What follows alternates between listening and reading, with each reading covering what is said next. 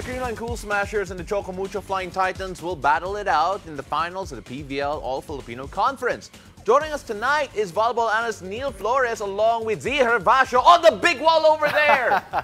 All right, Z, I know you want to do that on a regular basis. I'm going to let you do it. Go ahead. All right, so Neil, thank you for joining us tonight kasi mainit-init na topic ang ating pag-uusapan, the Creamline Cool Smashers and the Choco Mucho Flying Titans in the finals. But before we get into that matchup, let's break down what's been happening with Choco Mucho in this conference mismo. So I just wanted to discuss today the transformation of Choco Mucho. So first of all, I mean, let's get straight to the meat of this transformation, Sisi Rondina. I would always, and I think everybody thinks that she is such a good addition to this roster. I do agree, Sisi Rondina. This is her second conference pa lang with the Flying Titans. Last conference, she already joined the squad, but they didn't win. But I guess they just needed time to really blend in the system ni Coach Dante. And Sisi is a front runner in that MVP category. There's no doubt about that. She's number 2 in scoring, number 3 in attacking, and number 3 in receiving. So you can say that she has been carrying a heavy load for the Choco Mucho Flying Titans. But she also has got a lot of support from the other teammates. I mean, speaking of carrying the load, I mean, we have to take a look back on how they actually lost Des Chengpa, their second outside hitter. But you know what? It's no problem kasi in attacking, team-wise din, mataas yung efficiency nila. When we talk about the spiking efficiency of Sisi Rondina, she has almost like a 35% efficiency. Can you tell us more about what that 30% efficiency means? Well, you know, yung conversion rate, it's very important for outside hitters because they are the cleaners of out-of-system plays, of loose balls, and they are actually the first option for setters in tight situations. And time and time again, Sisi Rondina has displayed her stellar performance this conference. Only 2 losses under the squad of the Choco Mucho Flying Titans. And they're very happy. This is their first PVL finals appearance. They started on a good note. They won that bronze medal in Vietnam. And I guess it was just really to set the tempo for this year. I mean, basically, everybody saw it coming pre-season or pre-conference pa lang.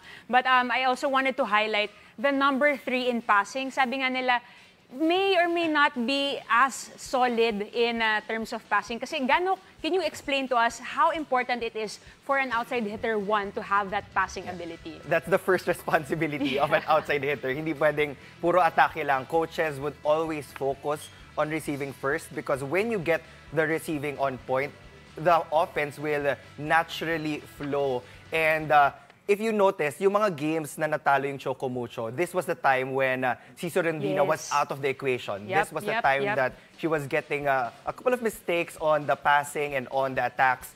But in all of the games that they won, she was very solid on both departments. Correct. So they have to have her on point in the finals. Kailangan hindi mawawala sa formation si Sisi Rondina if they do want to challenge or win against the Creamline Cool Smashers. Definitely, and I just wanted to quickly highlight na kahit misreceive or a C-pass itong binibigay ni Sisi, itaas mo lang yung bola sa kanya, papatayin pa rin niya.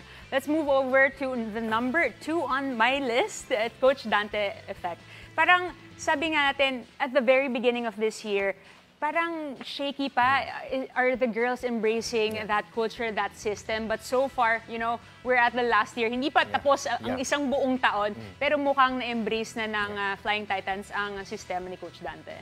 For me, it was a fast transition. Exactly. Yeah, the first conference was understandable for the Choco Mucho Flying Titans. Hindi ganun kadali mag-shift ng systems biglaan eh. But I guess Coach Dante, as a veteran coach that he is, nakuha niya yung tamang timpla.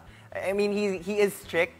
He is very vocal about the technicalities of the game. But he also gives that allowance or space for the players to figure things out. And that is very important on a coaching standpoint. That's why the girls are very happy. I heard a lot of good things about Coach Dante. And speaking of fitting it into the system, the third point here that I would like to make is Dina Wong's growth. So speaking of the being that puzzle piece that fits well into the whole picture, Dina, not just like her attitude, but also her skill has definitely improved. Kasi sabi nga natin na, Dina, she has so much growth that she can have all throughout her career. Pero kasi medyo sometimes temperamental and that sometimes gets in the way of that growth. But now, you know, parang kumakalma na siya and she's being that bossy that she is. I do agree. There were a couple of, actually there were a lot of times in the previous conferences that she would default to autopilot. She would always go to Kat Tolentino, being the best attacker on the floor for Choco Mucho. But if we were to give a most improved award, I would definitely give it to Dina Wong. From those loop high sets, from the better distribution that we're seeing on the floor right now, it is no surprise that she is leading in the setting category. And I guess there is so much to prove. Para lang sa sarili niya. It's not to prove anything to the supporters or the fans, but to herself that she can deliver good sets, quality sets, even in out-of-system plays. And I think it's not necessarily a good set, but yung connection niya with her spikers. I remember so well na, yun nga, as you mentioned kanina, usually she just throws it to the pins, but now, like last night when I covered their game, talaga na-activate din niya yung mga middles niya. And to add to the setting skill, it's the defense. It's right there for Dina Wong. Well, Neil, don't go anywhere because later on we'll break down the matchup. Pao? Absolutely. We're going to break it down. Neil is never going to sit down this entire show because we're going to break down every facet of this final series. After the break, we'll take a look at the other side of the series as we dive deep into the Creamline Cool Smashers run this conference. Stay tuned. You're watching The Game.